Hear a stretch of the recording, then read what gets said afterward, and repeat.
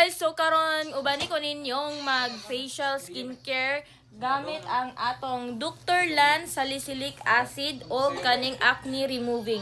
So kani day siya nga collab guys kay makapawala og acne, makapawala og oily skin, mga pores sa imong nawong.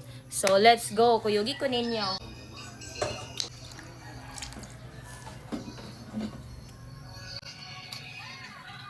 So gently massage guys, no? Ilipan niyo og tanang ko sa inyo na ano.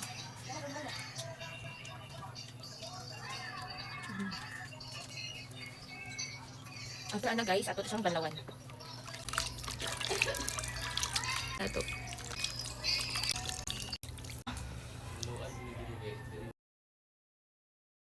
Next guys, magamit aning toner ni Dr. Lan. So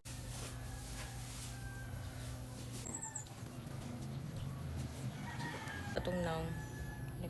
Siyempre, magbutang taaning brightening essence niacinamide by Dr. Lan.